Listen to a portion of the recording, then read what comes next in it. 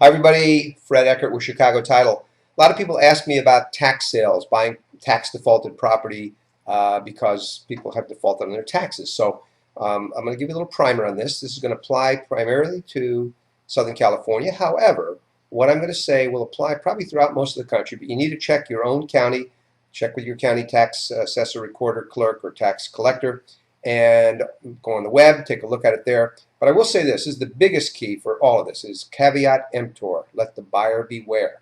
Now, what happens with the tax sale? Well, I'm going to give you the Southern California one. In fact, the next auction for Southern California and San Diego is going to be March 18th.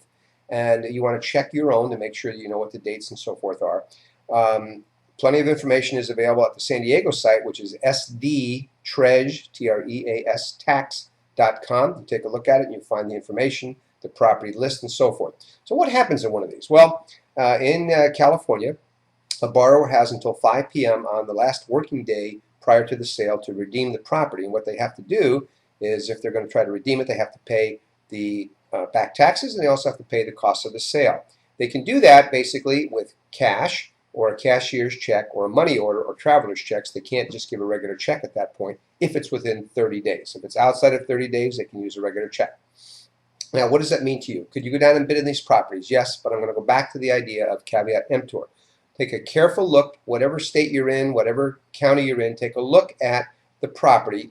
Here's where a title company like ours can help. We can give you a plat map. We can give you comps. We can give you the current vesting deed. We can look for any recorded easements. That's probably about the limit. We can look for if there's any other taxes that might be owing, such as Mello-Roos. Now here's the key. Easements are important because there might be easements that prohibit you from using the property. The property may be dedicated to some other purpose, like for a street or road widening or something. You want to make sure of that. You're going to want to make sure that there's not other taxing agencies who have agreed maybe to the sale but are not agreeing to take a loss on theirs. So you want to make sure that you know if there's other taxes owing.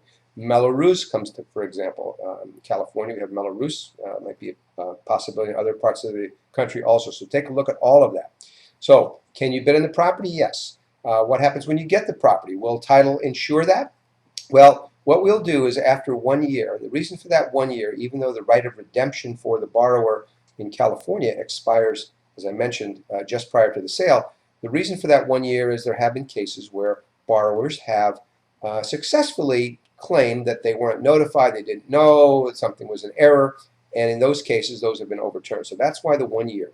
Now, will we insure at that point? We'll take a look at the property. We'll evaluate it, and if it can be insured, we will insure it at that point. So what you want to remember is that that's not something you necessarily have to have an escrow for. You just would contact us and say, I have this property, I bought it at this tax sale, it's been a year, I'd like to get it insured.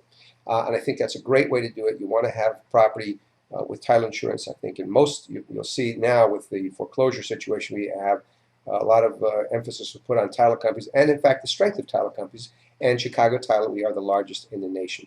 So are there other things that you might want to know about? Yes, depending on where you're going to be bidding, you're going to have to register. You're going to have be able to pay for the property at the time of sale. In San Diego, in fact, if it's over $5,000, you can have basically an agreement with the county that says you'll pay a minimum amount and then pay the rest later on. So you can have that agreement with them. But you want to check for your own particular county, wherever that is, check that and make sure that you know all the rules and the regulations and so forth. I want to make sure that you have information regarding the tax sales. Again, check your state, check your county, and make